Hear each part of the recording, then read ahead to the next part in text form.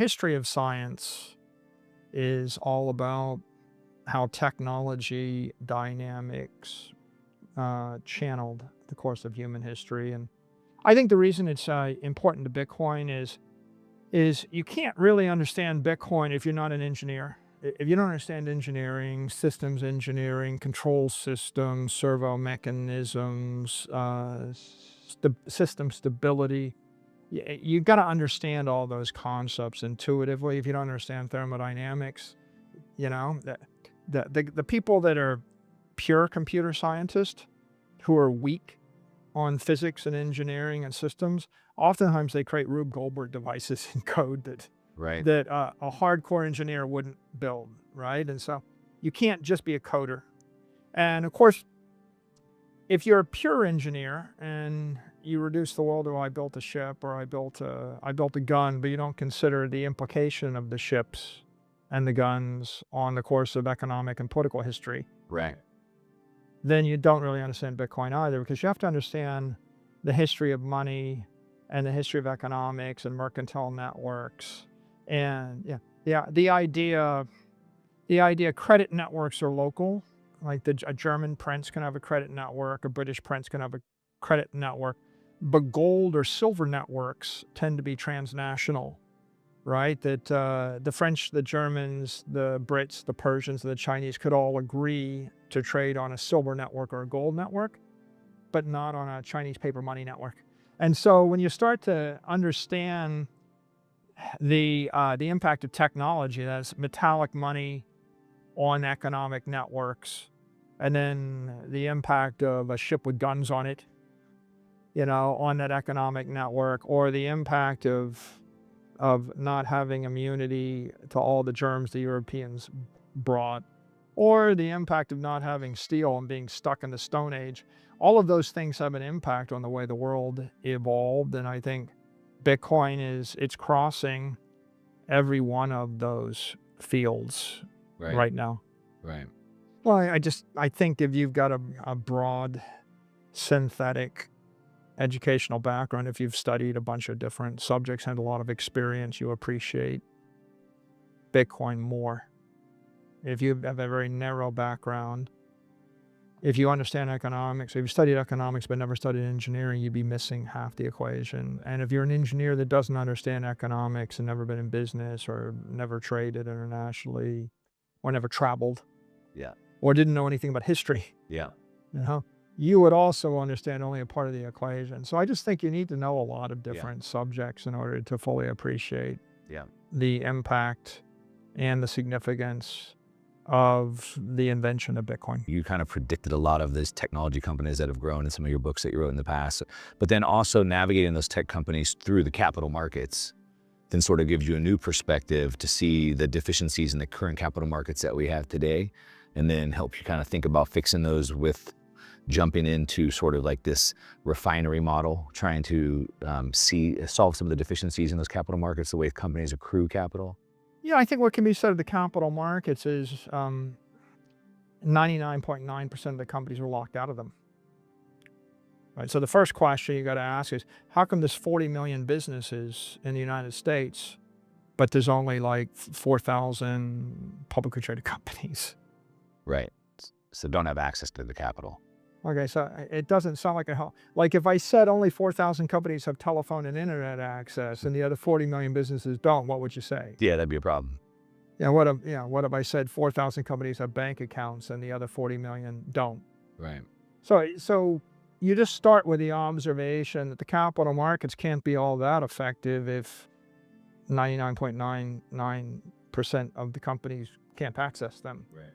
And beyond that, the other observation is if you look at the companies that are in the public market, if you look at the thousands of publicly traded companies, it's like 20 that control all the attention.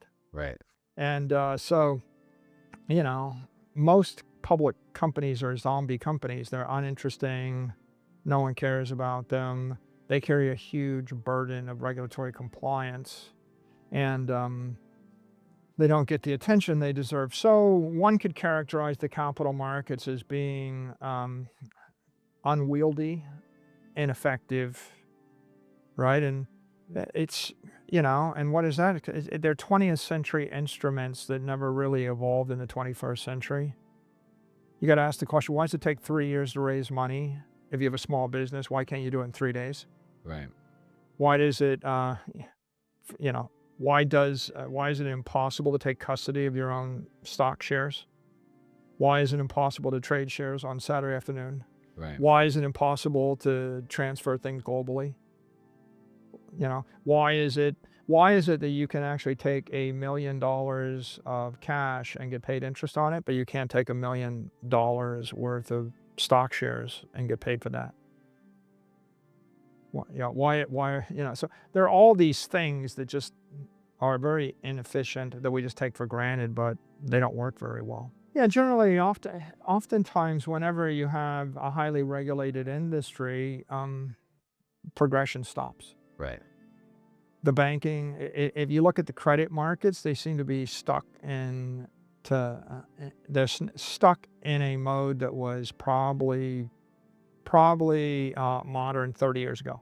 Like they're 30, 40 years old and they haven't advanced. If you look at the equity markets, it's the same way. For example, my company came public in 1998. We traded on NASDAQ from 9:30 in the morning till 4 in the afternoon. The year is 2025. We trade on NASDAQ from 9:30 in the morning till 4 in the afternoon. Right. What's the difference between the way my stock trades today and the way it traded 27 years ago? Yeah. Nothing. Nothing. Yeah. Right. Could you imagine any other industry where there was no material change for 27 years? 27 years ago, you didn't have trading apps on your phone, and now it's even more accessible, but yet the market is still held back, even though retail could access it easier. Yeah, because, the traditional finance industry is highly regulated and it has settled into a comfort zone. And, the forces of progression are in the crypto industry. Most of the forces of the traditional finance industry are forces of regression. Like the knee-jerk reaction is, why shouldn't we do this? Why is this a bad idea? If you listen to all the Gensler speeches for the last 4 years, it's always why this is a bad idea. Right. Right? Like, why can't I issue a token, for my small business over the weekend? Well, we got to protect the investors. Right.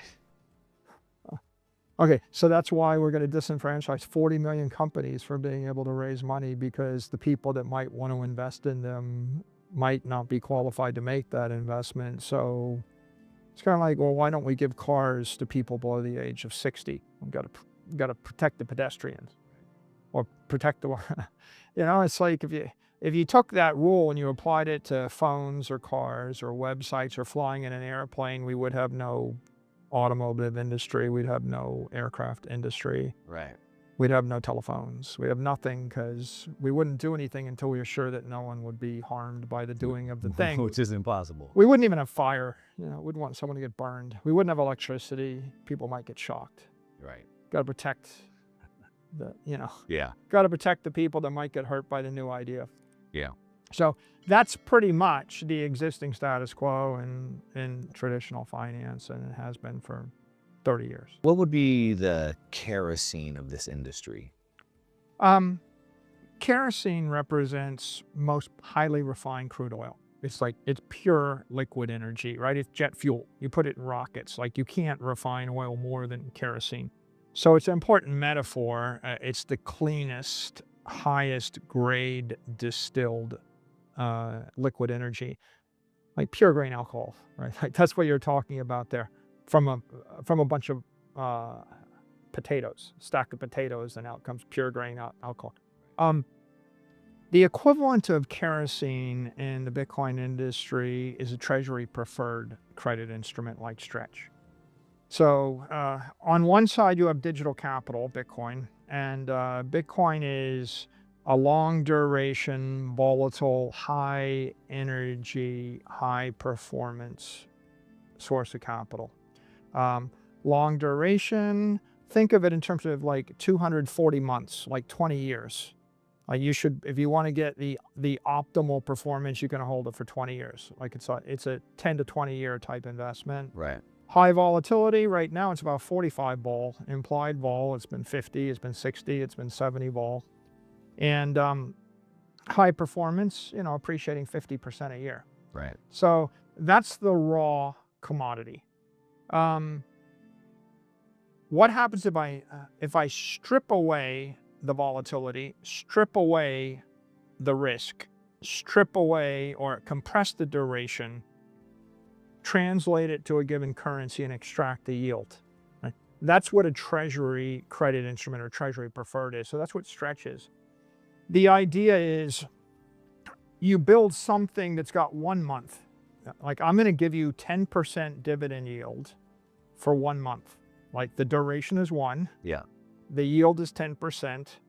The currency base is US dollars. Right. The spread is like, if the risk-free rate is 400 basis points, and that's like a 6%, 600 basis point credit spread, I've extracted a 600 basis point spread for the next month in US dollars. Right. Maybe I 5x over collateralize it. Maybe I 10x. If I, raw Bitcoin is like 1 to 1. It's like, if I have $1 of Bitcoin, I have $1 of Bitcoin. If Bitcoin trades down 50%, I've lost half my money. Right. But if I 10x over collateralize something, I have $10 of Bitcoin. I have $1 of Stretch. If Bitcoin trades down 50%, I still got $1 of Stretch. If Bitcoin trades down 90%, I still have $1 of Stretch. The statistical odds of Bitcoin trading down 90% are like point something, right? It's a small percentage. So by over collateralizing, you strip away the risk. By structuring it to adjust, if you put a set of adjustments or representations below par, below 100, you start to strip away the volatility on the downside. If, like with Stretch, what we did is we put in a call option at 101, and then we told the market we're going to sell it actively at 100 or better. Right. And then we also told the market we're not going to sell it below 99. And if it's below 99, we're going to raise the dividend. Right. Okay, so you're kind of collaring this instrument. And then the last point is we created a preferred instrument where we pay it monthly in cash, and then we adjust the dividend every month. So it turns out if you scan in the history of preferred stocks or the history of the credit markets, no company has ever issued a preferred stock where the management has discretion to adjust the dividend every single month. Like, there are some preferreds that are floaters where they set the credit spread at 350 basis points over SOFR, and they will float with SOFR with Yep. the risk-free rate. And there are a lot that are fixed where you set it at 7% and the principal will trade up and down if SOFR falls or rises. But the idea that the credit spread is completely variable is a new idea. But by the way, not a new idea in the world of credit, because who does this? Well, nation states do it. The Fed. Literally, that's what a Right. central bank does, right? Right. That's what every central bank does. They set the interest rate on their currency. Yep. What we did To was keep it just stable. copied, traditional bankers, and we set the interest rate on our currency, which is Stretch. So that is the kerosene of the Bitcoin, treasury company, or of the digital assets industry, because it represents the greatest degree of financial engineering. Just like kerosene represents the greatest degree of petroleum engineering,